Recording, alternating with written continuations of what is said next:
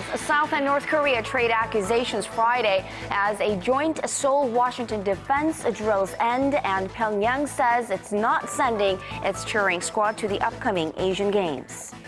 Prime Minister Chung Hong-won urges rival political parties to break their deadlock and pass a set of bills aimed at reviving Korea's sluggish economy.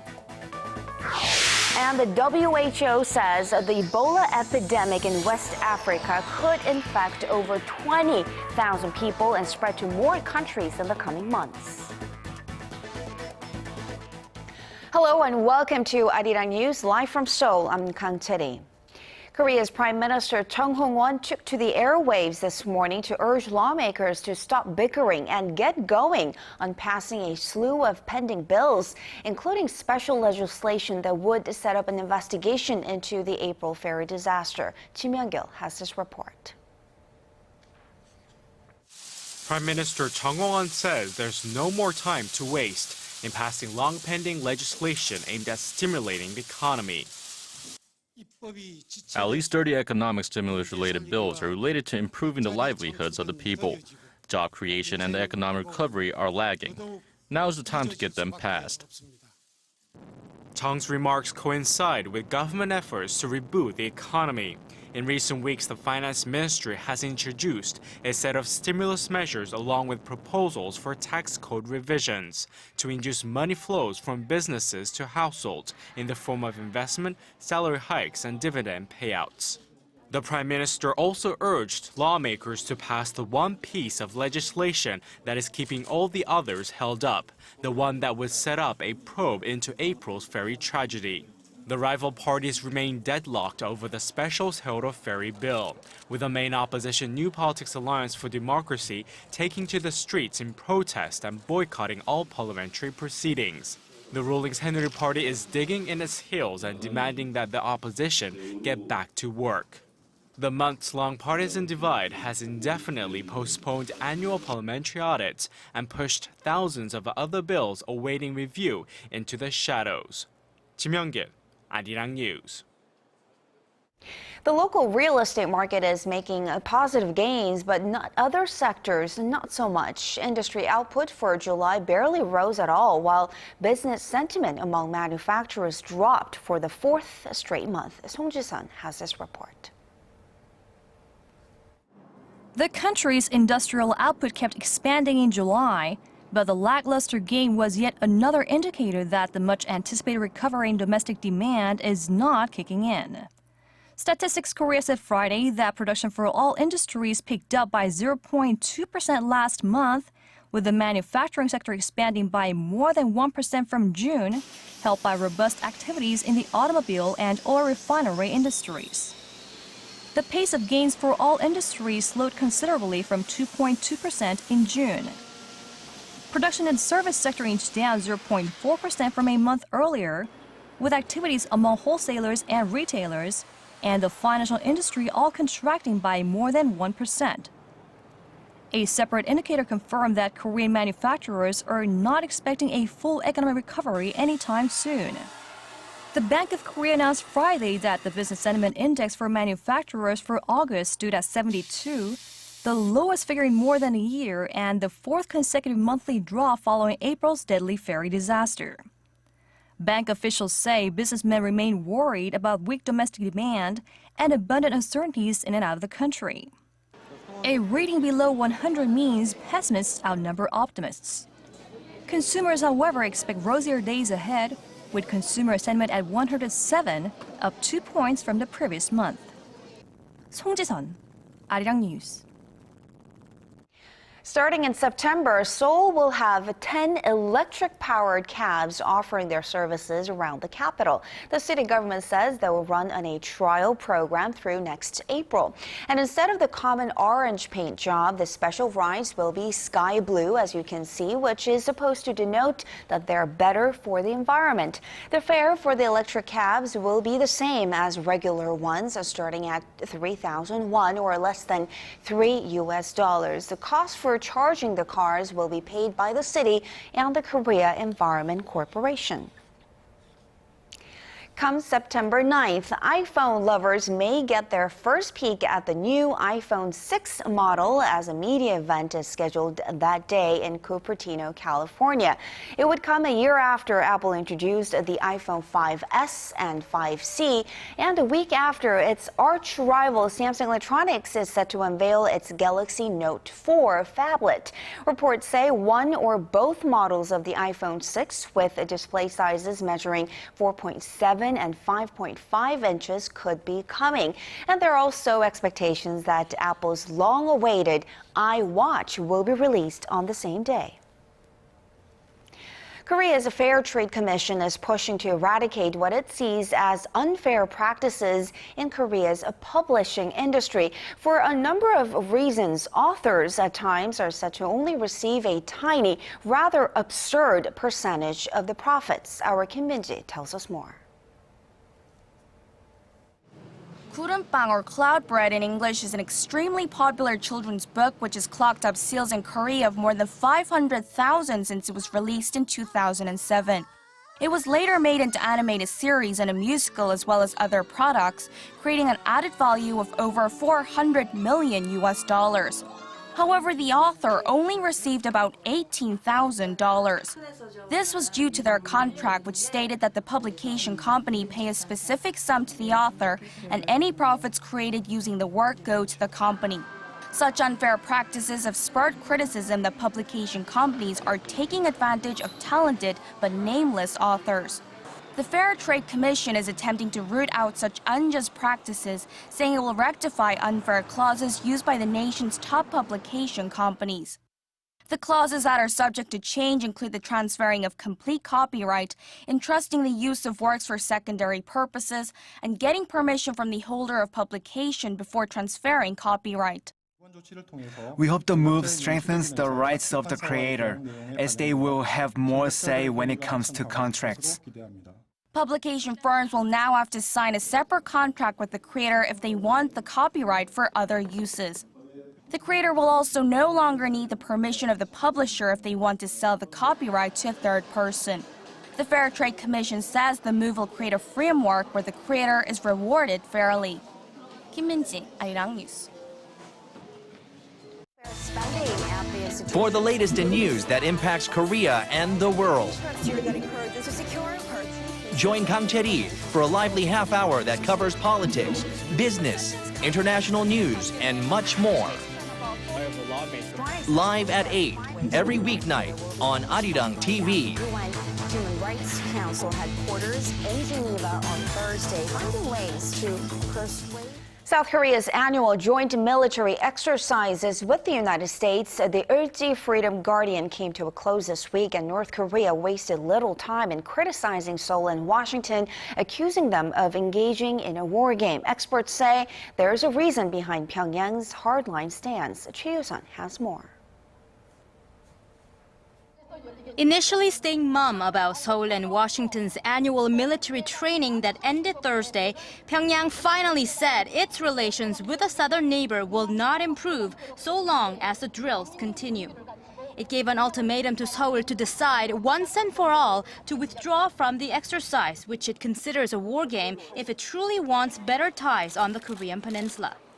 Late Thursday, North Korea announced it will not be sending a cheering squad to the upcoming Asian Games in the South Korean city of Incheon, blaming the South for not wanting their participation. Seoul rebutted the claims in response.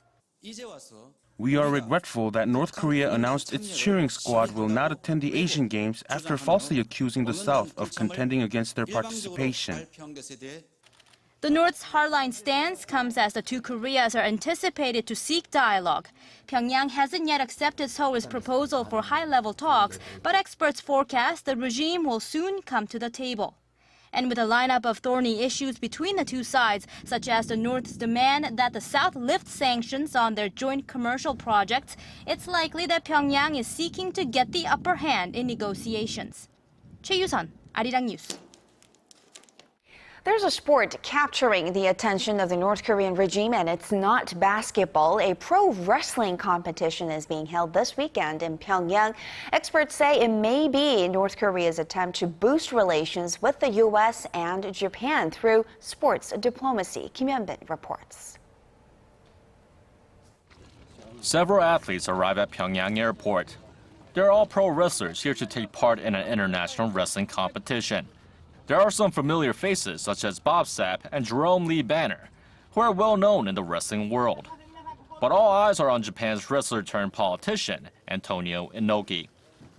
I believe this event will be successful. I hope it serves as a stepping stone for international peace. The head of North Korea's International Olympic Committee, Chang Eun, greeted the athletes upon their arrival. North Korean state media has been extensively promoting the competition, airing previews and detailed introductions. North Korean leader Kim Jong-un is known to take advantage of sports diplomacy to promote his country. But some experts say this could be a means to enhance relations with Japan. As Inoki had a meeting with the secretary of the Central Committee of the Workers' Party of Korea, Kang Chery, experts believe he might also be acting as a go-between for the Japanese government.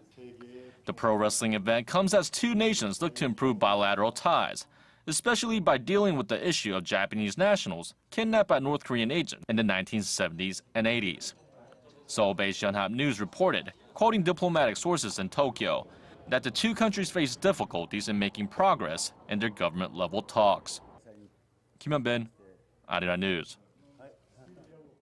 For the first time ever, a new map service that gives a detailed view of North Korea's streets, buildings, and landmarks is available to the public. The map, released just a short while ago by South Korean web portal site Taum, was previously only available to the private sector. It was produced by the state-run National Geographic Information Institute, which says it hopes releasing the data will help organizations and private companies do research on North Korea. It can be accessed for free on computers or by smartphone. The remains of 18 Koreans who passed away in the Soviet Union decades ago have finally come home. Forced into hard labor during Japan's colonization of the Korean peninsula, they were never able to leave Sakhalin, an island in Russia's Far East. Shin Se-min has their story. Some 70 years after they were forcibly sent to the Soviet Union by Japan, 18 Koreans have finally come home. The ashes of the 18 were handed over by Russia to Korea on Thursday. They're just a fraction of the 30,000 Koreans who were forcefully drafted to Sakhalin in the late 1930s by Japan during its colonization of the Korean peninsula. Not even liberation in 1945 meant freedom for the victims. Many were not able to return to Korea for a number of reasons. Being at the scene showed me how many hardships Koreans went through back then. It's tragic that they weren't able to come home before they died. My father passed away at the age of 86, and now I am 86. Bringing him back at this age makes it all the more special. Forced into harsh labor conditions at construction sites and coal mines during the war, many of the Korean victims were the target of mass slaughters towards the end of it. The return of these 18 Korean nationals is the second such event following the return of one victim last year and comes as a result of consultations between the Korean and Russian governments. Before bringing the remains to Korea, the families of the deceased were able to witness the excavation of the remains and were even able to conduct funerals. It's the first time they've been allowed to do both. The ashes of the now 19 Korean victims now lie at National Manghang Cemetery in Chungcheongnam-do Province, which serves as a resting place for Koreans who resided and passed away in foreign lands. The nation's foreign ministry and the Commission of Forced Mobilization under Japanese colonialism are working to bring the remains of the thousands of other Korean victims home in the near future. Shin Se-min, Arirang News. The fall is fast approaching here in Korea, and so is wedding season here. Weddings are used to be extravagant affairs that come with big budgets in the past, but lately, a growing number of soon-to-be newlyweds are deciding to keep things simple and practical. Connie Kim tells us why. Skipping the conventional photo shoot and dropping the bride and groom gift exchange process is what these newlyweds did when preparing for their wedding back in May. They rented a small house in the city for their wedding and only invited close friends and family. We didn't want to spend a lot on a typical wedding ceremony like others, so we decided to skip the expensive gift exchanges between families. Even our wedding rings were only $500. All the money the couple saved will go to a second honeymoon. More pairs are choosing to cut down the frills, and it's no wonder because saying "I do" in Korea can be an extravagant affair. Check out the statistics for yourself. With an average $24,000 that a couple spends on preparing for marriage, about 1/5 is spent on hunsu, a wedding tradition. Hunsu consists of furniture and other household items a bride buys to fill her new home that has been purchased by the groom, and it's symbolic of old patriarchal traditions. With Korea's long-standing patriarchal society slowly fading and soon-to-be married couples looking for a special experience, one-of-a-kind wedding ceremonies are on the rise. And industry insiders back this up, saying an increasing number of couples these days are going against wedding norms. In Korea, there's an increasing number of people who have lived abroad, and naturally they have become receptive to the different wedding cultures. I think it has contributed to the recent growing number of couples holding unique weddings. Pang says requests for chapel weddings and house weddings have become more popular to tie the knot while making ends meet. Connie Kim, Arirang News.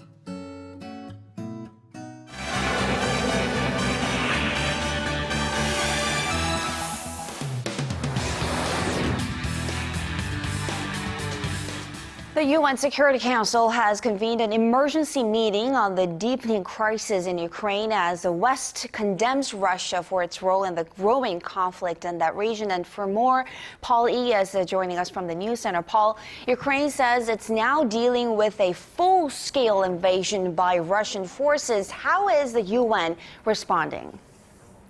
Well, the UN Security Council on Thursday expressed deep concerns about the rapid escalation of violence in eastern Ukraine over just the past few days. They also called for an immediate ceasefire between government forces and pro-Russian separatists who are now fighting on multiple fronts. NATO estimates 1,000 Russian troops are fighting alongside the separatists, a development that's also been confirmed by U.S. and British officials. Kiev says it has hard evidence, including photos, video, and detained Russian soldiers, proving that Moscow has been backing the rebel forces. U.S. Ambassador Samantha Power also accused Russia of manipulating and outright lying about their involvement. Russia has come before this council to say everything except the truth. It has manipulated, it has obfuscated, it has outright lied. So we have learned to measure Russia by its actions and not by its words. In the last 48 hours, Russia's actions have spoken volumes. Russia's diplomat shot back and suggested Washington stop interfering in the affairs of sovereign nations. Earlier, Ukraine's Defense and Security Council said Russian tanks and military vehicles had rolled in and taken a border town as well as other parts of the country's southeast. U.S. President Barack Obama, while playing down the reports, warned of more sanctions on Russia. I see. And the World Health Organization says more than 3,000 people now in West Africa have been infected by the Ebola virus so far. Health authorities have been battling this outbreak for months now, but with this latest update, it looks like they're losing the fight. Well, the WHO says the situation is going to get worse before it gets better. Unless further action is taken, it's estimated more than 20,000 people will contract the disease in the coming months. But there is hope, as an experimental drug proven to be effective in monkeys will soon be tested on humans. Our Kwon So-ah tells us more. The WHO warned on Thursday that the number of Ebola cases could rise to 20,000 as the infection is spreading at an uncontrollable speed. The virus has already killed more than 1,500 people, and there are at least 3,000 reported cases as of now. But the health agency believes the actual number could be up to 4 times higher than that. A high-level official at the WHO says the agency has been caught off guard by the scale of this outbreak. That's not saying we expect 20,000 cases. That is not saying we would accept, more importantly, 20,000 cases. I think that's completely unacceptable. The WHO is calling for a full-scale humanitarian response to the crisis, and that's going to require a lot of money. Going forward, this is going to cost, we estimate, $489 million over the next 6 months. It is a big operation. We're talking well over 12,000 people operating over multiple geographies in very, very difficult and high-risk circumstances. It's expensive. There's some hope on the horizon, though. An experimental Ebola vaccine developed by US and British-based health institutes will soon be tested on humans. Tests have already proven successful on monkeys, and the initial human trial will be conducted on around 20 healthy adults at a National Health Institute of Health clinic in Maryland next week. If everything goes well, the second phase is expected to take place in Africa after strict scientific and ethical standards are met. Kwon So-ah, Arirang News. And turning now to the U.S., Paul, the country's largest bank, JPMORGAN Chase, says it's working with federal authorities to investigate a possible cyber attack on its computer system. If true, this could be one of the biggest security breaches in corporate America. Well, the leading U.S. financial institution came short of admitting its computer network was hacked, but did say on Thursday it was taking additional steps to safeguard confidential data. The announcement comes after the FBI said a day earlier it had launched an investigation into reports that several U.S. financial companies have been victims of recent hacking attacks. They're also working with the U.S. Secret Service to determine the scope of the damage. Bloomberg had reportedly said that Russian hackers were to blame. Well, we don't know actually to what extent the governments of Russia or China are involved in these kinds of attacks, but what we have observed is that attacks that are stealing money tend to come from computers based in Russia and Eastern Europe, and attacks that are stealing intellectual property tend to come from computers based in China. According to the New York Times, the attackers stole large quantities of data, including checking and savings account information. However, their motivation remains unclear. And finally, the internet search giant Google has announced that it's developing flying drones to deliver goods around the world. This sounds like something out of a science fiction. Is this going to be something that we can see in our lifetime? Well, it's real, Chery, and they'll be sending you a package sooner than you think. Google said on Thursday that it's working on a next-generation delivery system that will use automated aerial drones to send everything from medicine to even your next pizza. Let's take a look. Throughout history, there have been a series of innovations that have each taken a huge chunk out of the friction of moving things around. Project Wing aspires to take another big chunk of the remaining friction out of moving things around in the world. Google X, the company's special research division, said it had been testing out prototypes in Australia earlier this month and that the project had been in development in secret for the past 2 years. But they said it will still take a couple more years to create a service with a fleet of flying drones and that they were looking into using the system for disaster relief efforts. Google's rival, Amazon, had also announced plans last year to use aerial drones for a home delivery service called Prime Air. Chery? And you know, Google can find a big market here in Korea because we deliver McDonald's. Anyways, thank you so much for all the stories there, and we'll see you back here in just about 2 hours.